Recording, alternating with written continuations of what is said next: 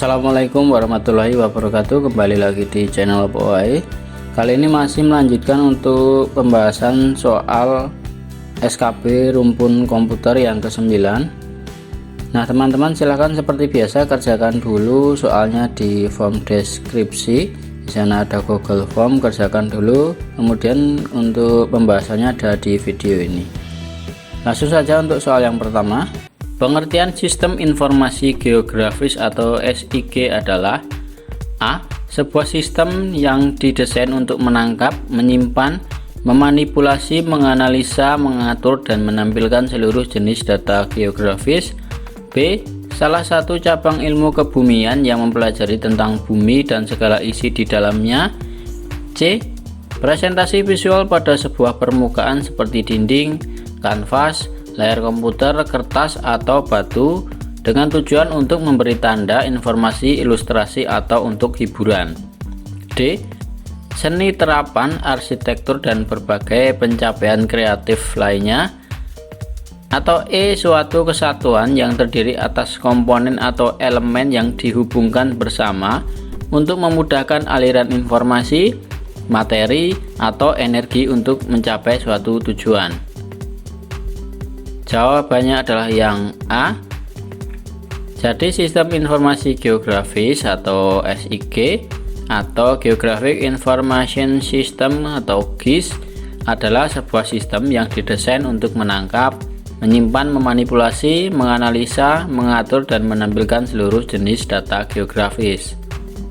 Nomor 2. Pengertian dari plotter adalah: A. Representasi objek dalam dua dimensi. B. Mesin cetak yang hasil outputnya berupa grafis dengan menggunakan tinta pewarna untuk mencetak gambarnya.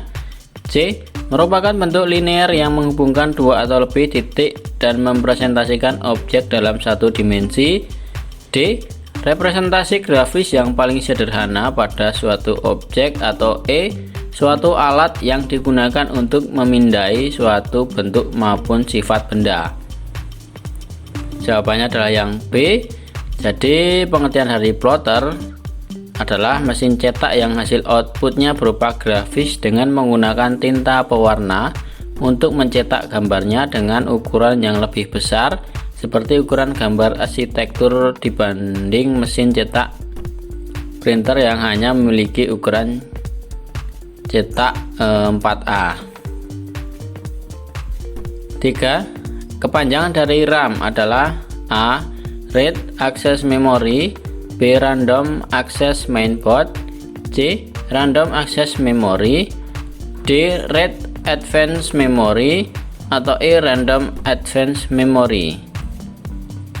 Jawabannya adalah C. Jadi kepanjangan dari RAM adalah Random Access Memory. Lanjut nomor 4. Kepanjangan dari GUI adalah: A. Graphical User Interface. B. General Updater Information. C. Geographic User Internet. D. Geographic User Interface. Atau E. General User Interface. Jawabannya adalah yang A, yaitu Graphical User Interface. Dalam teknologi komputasi, Graphical User Interface atau GUI adalah jenis antarmuka pengguna yang menggunakan metode interaksi pada piranti elektronik seperti grafis atau bukan perintah teks antara pengguna dan komputer. Lanjut soal nomor 5. Protokol yang berbasis arsitektur client server yang dipakai untuk memudahkan pengalokasian alamat IP dalam satu jaringan adalah: A. Proxy. B. HTTP. C. TCP/IP. D. DHCP. Atau E. DNS. Jawabannya adalah yang D, yaitu DHCP. DHCP atau Dynamic Host Configuration Protocol adalah protokol yang berbasis arsitektur client server yang dipakai untuk memudahkan pengalokasian alamat IP dalam satu jaringan. Nomor 6. Kepanjangan dari USB adalah: A. User Serial Port. B. User System Bus. C. Universal Serial Bus, D. Universal Service Boot, atau E. Unity System Boot? Jawabannya adalah yang C. Universal Serial Bus. USB adalah standar bus serial untuk perangkat penghubung, biasanya kepada komputer, namun juga digunakan di peralatan lainnya seperti konsol permainan, ponsel, dan PDA. Lanjut soal nomor 7. Suatu model komunikasi dua arah antar pengguna PC melalui jaringan komputer atau internet tanpa melalui sebuah server adalah A. Client server, B. one-to-one, C. LAN, D. internet, atau E. peer-to-peer? Jawabannya adalah yang E, yaitu peer-to-peer atau P2P. Adalah suatu model komunikasi dua arah antar pengguna PC melalui jaringan komputer atau internet tanpa melalui sebuah server. Dalam model ini tiap pesertanya memiliki kapabilitas yang sama dan tidak seorang pun dari peserta dapat memulai suatu sesi komunikasi tersendiri. Lanjut nomor 8. Proses menghidupkan komputer pada saat perangkat komputer itu dalam keadaan mati atau belum menyala disebut A. Cold booting, B. Warm booting, C. Forced booting, D. Easy booting, atau E. rebooting? Jawabannya adalah yang A, jadi cold booting. Adalah proses menghidupkan komputer pada saat perangkat komputer itu dalam keadaan mati atau belum menyala. Nah, ada lagi satu keterangan, satu kebalikan dari cold booting, yaitu warm booting.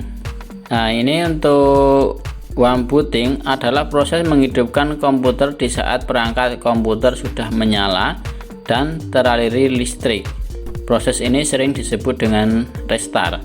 Tujuannya adalah untuk mengulangi kembali proses komputer dari awal karena sebelumnya terjadi beberapa gangguan seperti crash program atau sekedar ingin melakukan pengaturan ulang sistem. Pada sistem operasi populer seperti Microsoft Windows modern, telah tersedia opsi khusus bagi para penggunanya untuk melakukan proses warm booting, yakni melalui menu restart. Sedangkan pengguna dengan hardware dapat ditempuh dengan menekan tombol reset pada CPU jika ada. Oke, lanjut nomor 9. Pada kabel UTP, warna kabel yang berfungsi untuk menghantarkan paket data adalah A. biru, B. putih biru, C. orange, D. coklat, atau E. putih coklat? Jawabannya adalah yang C, yaitu orange. Jadi ada beberapa warna kabel yang digunakan untuk menghantar paket data, yaitu orange, putih orange, dan hijau, kemudian putih hijau. Kemudian ada yang digunakan untuk menghantar paket suara, yaitu warna biru dan warna putih biru. Nah, sedangkan untuk warna coklat dan putih coklat itu untuk menghantarkan tegangan DC. Lanjut soal nomor 10. Pada perintah SQL, fungsi yang digunakan untuk melakukan restore data ke kondisi awal sebelum dilakukan perubahan data adalah A. Insert, edit, dan delete, B. Update, edit, dan cancel, C.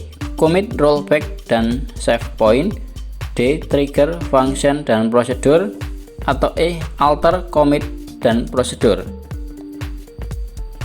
Jawabannya adalah yang C, yaitu commit, rollback, dan save point. Commit, rollback, dan save point merupakan fungsi yang digunakan untuk melakukan restore data ke kondisi awal sebelum dilakukan perubahan data. Commit, rollback, dan save point adalah 3 contoh query dari Transaction Control Language atau TCL. Dengan menggunakan commit, kita dapat mengakhiri semua transaksi dan menjadikannya sebagai perubahan permanen. Dengan menggunakan rollback, kita bisa melompat ke keadaan terakhir dari sebuah transaksi yang telah di-commit sehingga update query berikut tidak akan tercatat di dalam transaksi. Selain melompat ke commit terakhir dari sebuah transaction, rollback juga dapat digunakan melompati ke suatu titik tertentu yang didefinisikan di dalam save point. Save point menetapkan save point baru dalam transaksi saat ini. Sebuah save point adalah tanda khusus di dalam transaksi yang memungkinkan semua perintah yang dijalankan setelah dibuat untuk di rollback, mengembalikan status transaksi ke keadaan pada saat save point itu. Jadi bedanya dengan commit, save point itu memiliki tanda khusus, jadi kita bisa menandai atau memberi nama istilahnya ya dalam save point. Jadi ketika ada kesalahan data, kita bisa melakukan rollback pada save point terakhir. Oke, terima kasih teman-teman untuk pembahasan soal yang ke-9. Cukup sekian. Jangan lupa untuk gabung di grup Telegram. Semoga bermanfaat. Untuk selanjutnya kita akan membahas untuk soal yang ke-10. Kemudian setelah soal yang ke-10, kita akan melakukan evaluasi dengan melakukan tryout dari soal rumpun komputer yang pernah saya berikan dari soal 1 sampai 10 pada aplikasi yang sudah pernah saya berikan. Oke, sekian dulu. Terima kasih. Assalamualaikum warahmatullahi wabarakatuh.